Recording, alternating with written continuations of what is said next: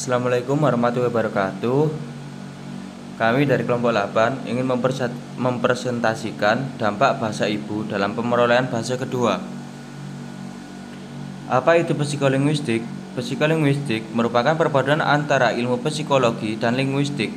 Secara umum, psikologi adalah ilmu yang mempelajari tentang perilaku dan kejiwaan manusia, sedangkan linguistik adalah ilmu yang mempelajari tentang bahasa. Jadi, psikolinguistik adalah ilmu yang berhubungan dengan perilaku manusia dalam mendapatkan atau menggunakan bahasa. Menurut Solbin, Meller, Slamet, Cazawu, tujuan psikolinguistik yaitu mencoba menguraikan proses-proses psikologi yang berlangsung jika seseorang mengucapkan kalimat-kalimat yang didengarnya pada waktu berkomunikasi dan bagaimana kemampuan berbahasa itu diperoleh manusia. Dengan kata lain, psikolinguistik mencoba menerangkan hakikat struktur bahasa dan bagaimana struktur itu diperoleh. Bidang kajian psikolinguistik: 1. Proses bahasa dalam komunikasi dan pikiran. 2. Pemerolehan bahasa. 3. Pola tingkah laku bahasa. 4. Proses bahasa pada orang yang abnormal. 5. Asosiasi verbal. 6. Persoalan makna serta persepsi, ujaran dan kognisi. Pengaruh bahasa ibu dalam pemerolehan bahasa kedua. Menurut hipotesis kontraktif menyebutkan bahwa dalam belajar bahasa, seringkali seseorang melakukan kesalahan dalam mengungkapkan sebuah kalimat akibat pengaruh konstruksi kalimat bahasa pertamanya. Dengan kata lain, perbedaan antara bahasa pertama dan kedua menyebabkan kesulitan, sedangkan persamaan menyebabkan kemudahan.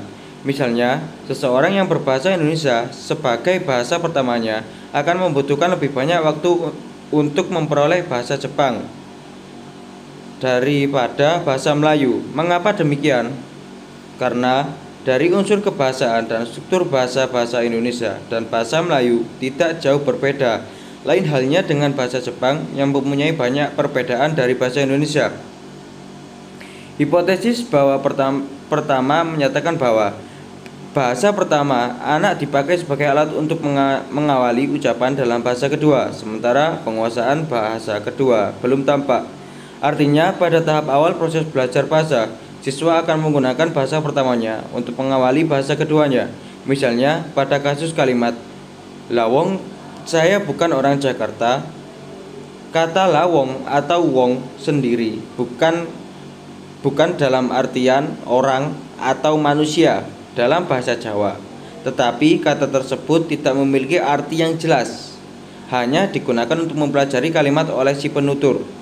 Kasus di atas dapat terjadi apabila seseorang pada tahap awal perjalanannya dipaksa untuk berbicara dalam bahasa kedua, maka ia akan menggunakan kosakata atau aturan tata bahasa pertamanya.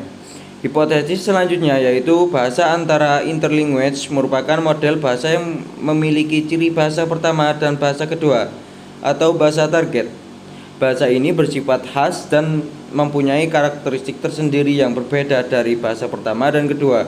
Dengan kata lain, interlinguage digunakan seseorang yang sedang belajar bahasa kedua pada satu tahap tertentu, sewaktu dia belum menguasai dengan baik dan sempurna bahasa kedua. Misalnya, ketika seseorang menggunakan kata no what untuk mengatakan tidak apa-apa dalam bahasa Inggris, padahal bahasa baku dalam bahasa kedua tersebut adalah never mind. Kesimpulan, berdasarkan hipotesis di atas, dapat disimpulkan bahwa adanya pengaruh bahasa pertama terhadap bahasa kedua akan selalu ada. Dalam pemerolehan bahasa pertama, seseorang telah mengalami pemerolehan bahasa secara alami, sehingga secara otomatis segala unsur bahasa dalam bahasa pertama akan selalu melekat dan mudah dikuasai. Lain halnya dengan bahasa kedua, seseorang harus berusaha untuk menguasai segala unsur bahasa, bahkan unsur bahasa kedua dapat merusak unsur bahasa pertama. Dengan psikolinguistik, seseorang guru dapat memahami kendala-kendala yang dialami oleh siswa, salah satunya seperti kasus-kasus di atas. Ketika guru memahami kendala tersebut, guru dapat bertindak dengan cara mengubah pola pikir bahasa pertama ke bahasa kedua. Untuk pembelajaran bahasa harus berusaha membiasakan diri dengan unsur bahasa kedua, karena sejatinya proses pemerolehan bahasa adalah sebuah proses pembiasaan. Semakin terbiasa seseorang, semakin meningkat kemampuan penguasaan bahasanya.